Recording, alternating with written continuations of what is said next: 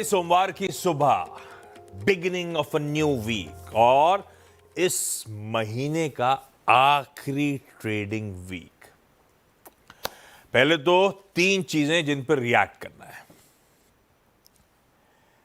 कल से ASEAN summit की शुरुआत हुई है। आज उसका डे 2 होगा। ईस्ट एशिया समिट भी हो रही होगी।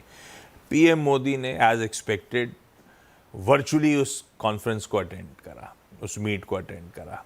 और बहुत अटकलें ये हैं कि वो लास्ट माइल इंडिया यूएस की वो जो ट्रेड टॉक्स हैं थोड़ी सी डिफ़िकल्ट हो रही हैं। इसीलिए एक अपॉर्चुनिटी थी, शायद प्रेसिडेंट ट्रम्प से मुलाकात की, वो नहीं हो रही, फिजिकली मुलाकात की।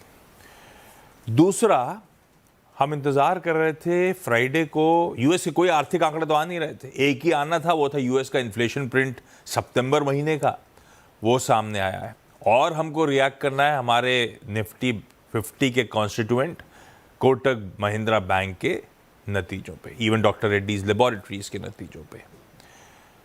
साथ साथ ध्यान रखिएगा, इस हफ्ते की इंपॉर्टेंट समझाता हूं। सेंट्रल बैंक एक्शन रडार पे रखिएगा। दुनिया के 3 प्रोमिनेंट सेंट्रल बैंक्स, वेडनेसडे को यूएस फेड का आउटकम, थर्सडे को बैंक ऑफ जापान और ईसीबी की पॉलिसी मीट का आउटकम सामने आ रहा होगा।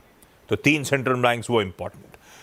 इस हफ्ते गुरुवार को ट्रंप और शी जिनपिंग साहब की मुलाकात होनी है दक्षिण कोरिया में।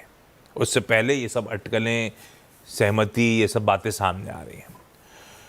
निफ्टी 50 का रिजल्ट कैलेंडर भी इस हफ्ते का आपकी स्क्रीन पर रख देता हूं। इस हफ्ते कुछ important L&T, ITC, Maruti Suzuki जैसे इंपॉर्टेंट नंबर्स अवेटेड हैं। और मैंने अपफ्रंट कहा था, ये इस महीने का लास्ट ट्रेडिंग वीक है, यानी कि कल तैयारी कर लीजिए एनएससी के सारे मंथली कॉन्ट्रैक्ट के एक्सपायरी और थर्सडे को बीएससी के सारे मंथली कॉन्ट्रैक्ट्स के एक्सपायरी की। इस बीच भाई छठ महापर्व की आप सबको खूब खूब शुभकामनाएं। छठ मैया का आशीर्वाद हम सब पे बना रहे। और ये सेलिब्रेशन इस समय चल रहे हैं, उसके बाद सबका फोकस शिफ्ट हो जाएगा। अगले हफ्ते बिहार इलेक्शंस होने हैं, वो भी स्टॉक मार्केट्स के लिए भी बेहद इंपॉर्टेंट। खैर, उसकी चर्चा कभी और। अब आइए मार्केट्स दिखाता हूं। थर्सडे को हुआ क्या था, 26,100 की ट्रैजेक्टरी को टच किया था, वहां से दबाव हावी हुआ था एक्सपायरी के दिन।